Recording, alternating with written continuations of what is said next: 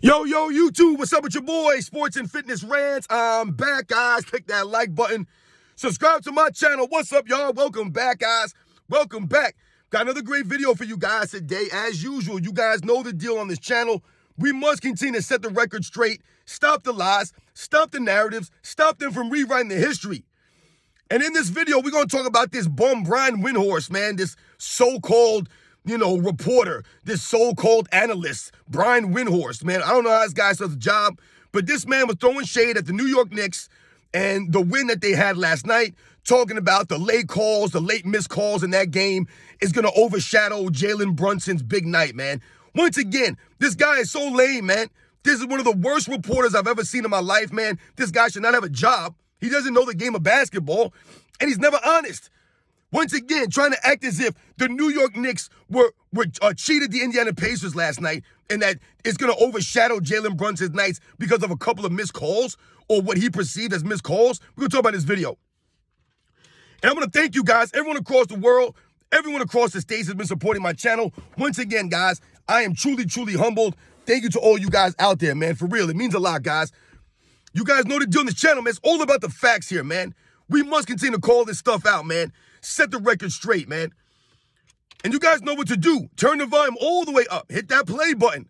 Remember, these videos are for educational purposes. And let's roll. So, yes, guys, man, first I want to shout out to the New York Knicks, man. I had to dig out my New York Knicks hat. This hat is old, man. This hat is like, I want to say this hat is almost 10 years old. It might be 10 years old, this hat. I had to dig it out of the attic, man. I had to break it out of the crates, man. Dust it off. You know what I'm saying? I got tape holding the back of this up. It got staples in it. That's how old and beat up this hat is, man. I used to wear this hat every single day, man. But shout out to the New York Knicks for the win last night, getting a Game 1 win. And like I said, it was just a really good win overall, man. Jalen Brunson, once again, another spectacular night. 40-plus points again. I believe that was his fourth straight 40-point game in the postseason, man, which continues his New York record that he set already, that he continues to break. But he was sensational last night. Jalen Brunson is really the only scorer for the New York Knicks. They have other guys that could hit some shots. Josh Hart stepped up. I mean, the Villanova crew, Josh Hart, Jalen Brunson, DiVincenzo, these guys stepped up, man. They literally carried the Knicks last night offensively. They were all the Knicks offense, man. It was those three players that was carrying the Knicks offensively, hitting big shots, hitting timely baskets. Josh Hart, once again, rebounding on the glass. DiVincenzo with the defense, the hustle. I mean, Tyrese Halliburton only took, I believe, 6 shots in that game. 6 shots, man. But here you go. Here you have Brian Windhorst, probably one of the worst analysts in the history of sports. You know, he's up there with the Dave McNamans and the Kendrick Perkins and the Colin Cowherds. These guys who are considered analysts, who are considered, reporters of sports. These guys are lame. They don't know anything about the history of the game. You know what I'm saying? They don't. And they're not being genuine. They're not educating anyone. Who's ever been educated by anything that Brian Windhorst has to say? He don't educate anybody. He does not know basketball. He's only relevant because of LeBron James, guys. He's LeBron James' publicist. He's one of the media members that's always given him good publicity.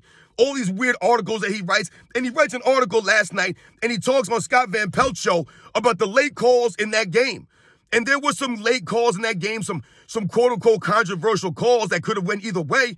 They had a kickball that they called that they determined was not a kickball, but it's not a reviewable play. There was a moving screen by Miles Turner, which everyone in the NBA is doing. Everyone's doing moving screens. We've talked about this many, many times, guys. The true fans of basketball.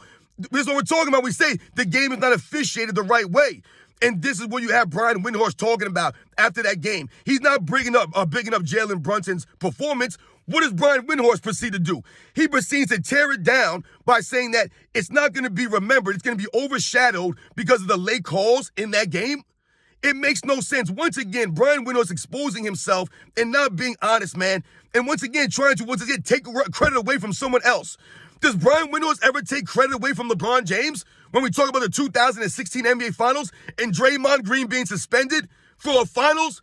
You guys go back in the history of the NBA and you point to me another time in NBA's history of an NBA Finals where a starter was suspended for a game for some nonsense that happened on the court. You guys show me another instance in NBA's history. You won't find it, guys. That's the only time in NBA's history that a starter was suspended from a game for some nonsense that happened on the court in a previous game. right? And what was the rumors? That LeBron James and Brian Windhorst collaborated and went cried to the NBA about them reviewing that play by Draymond Green to have him suspended and ejected from that game, or suspended from that game. Is Brian Windhorst going to talk about that as an excuse why the Cavaliers were able to come back and win from a 3-1 deficit? I've never heard Brian Windhorst mention those kinds of things.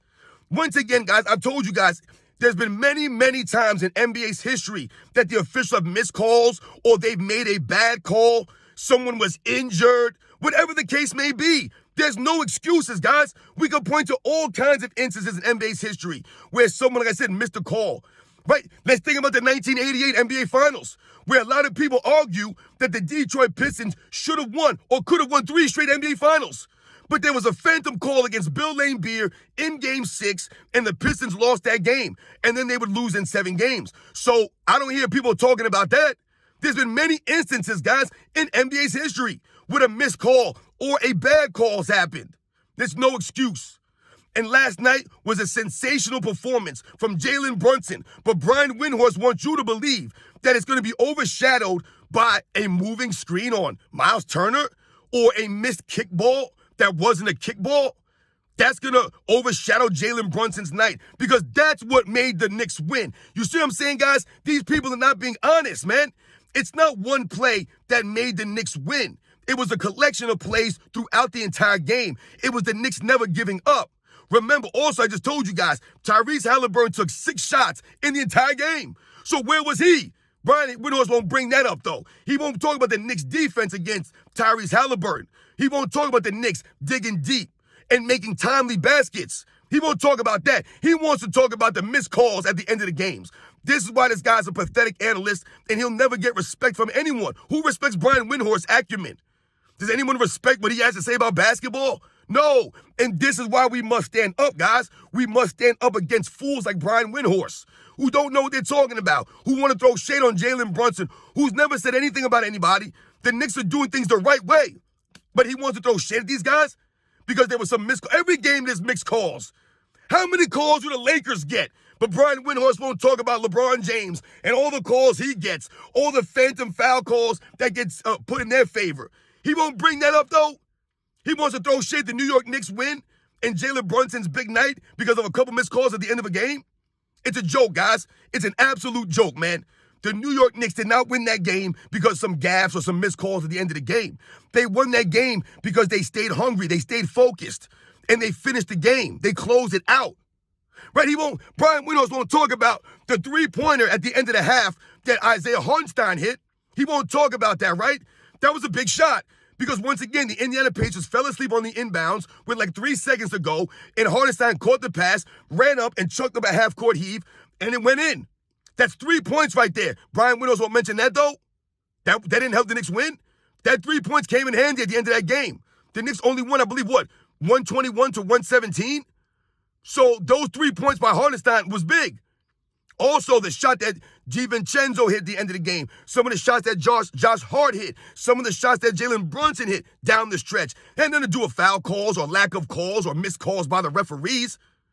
Once again, Brian Windhorst not keeping that same energy for LeBron James in all the games that he's done. And I told you, the Lakers will win a game, and he'll write a stupid article about LeBron James and what he did, right? The Lakers lose the game, and then he'll talk in the article that the Lakers aren't healthy, or that LeBron James ain't got no help, or this guy didn't show up that night.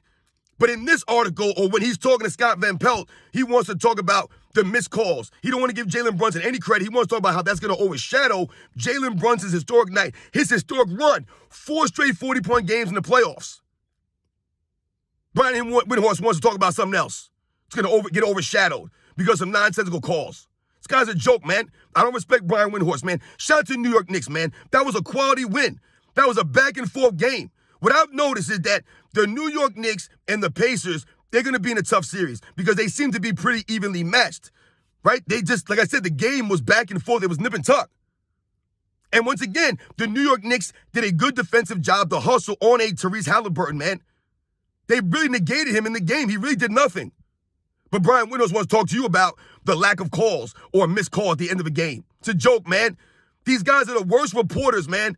They have no integrity, man, and they know nothing about the game. Shout out to New York Knicks once again. All the New Yorkers out there, stand up. The New York Knicks, 1-0. It's just one game.